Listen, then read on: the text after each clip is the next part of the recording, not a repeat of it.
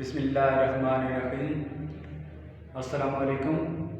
امید کرتا ہوں آپ سب خیریت سے ہوں گے۔ آج ہمارا کلاس 9 کا پہلا لیکچر ہے اور سبق ہے ہمارا امتحان۔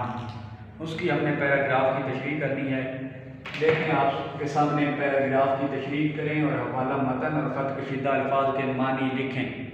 یہ پیپر میں ایک سوال ہے تو اسی حوالے سے ہم یہ پیراگراف کی تشریح کرنے جا رہے ہیں۔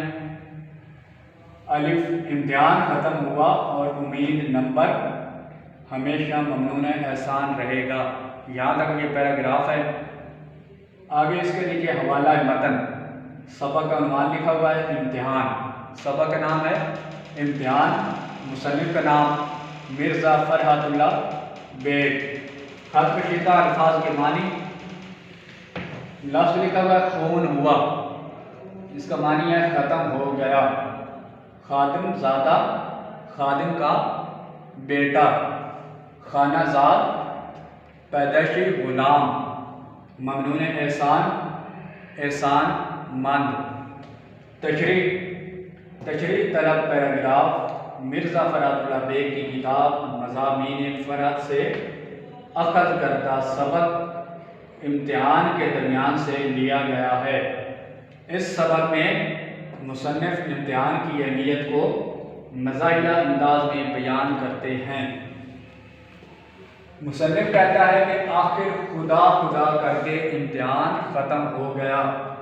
غیبی امداد کی جو امیدیں تھیں وہ بھی کسی کام نہ آئیں۔ آخرکار میرے ذہن میں ایک اور ترکیب آئی کہ ممتحن سے رابطہ کیا جائے۔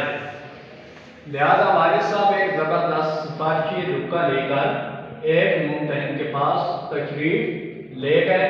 وہ بہت ہی اچھے اور شریف انسان تھے۔ انہوں نے سفارشی رکا دیکھا اور والد صاحب سے آنے کی وجہ پوچھی تو انہوں نے بڑی سادگی اور معصومیت سے گزارش کی کہ میرے بیٹے نے اس سال امتحان دیا ہے، اگر آپ تھوڑی کوشش اور مدد کر دیں تو بندہ حکیم ساری زندگی آپ کا احسان مند رہے گا۔ یہ ہم نے پیراگراف کی تشریح کی ہے کہ امتحان میں پیراگراف کی تشریح کیسے کرتے ہیں۔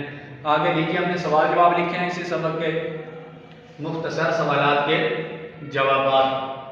پہلا سوال ہے ہمارا، مضمون نگار کو امتحان سے گھبرانے والوں پر ہنسی کیوں آتی ہے؟ جواب، مضمون نگار کے خیال میں لوگ بلا وجہ گھبراتے ہیں کیونکہ امتحان میں صرف 2 ہی صورتیں ہوتی ہیں، فیل یا پاس۔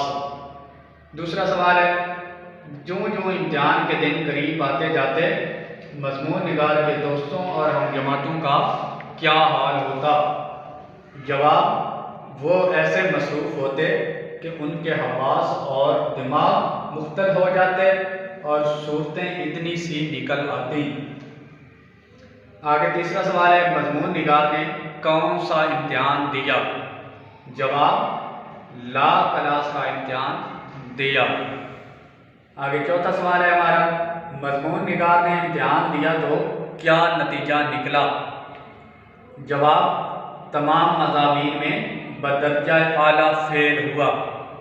پانچواں سوال ہے، مضمون نگار کے والد نے اسے کس طرح تسلی دی؟ جواب، والد نے اس کی اشک جوئی کی اور کہا کہ گھبرانے کی کوئی ضرورت نہیں، اس سال نہیں تو آئندہ سال صحیح، آخر کب تک بے ایمانی ہوگی؟ والسلام۔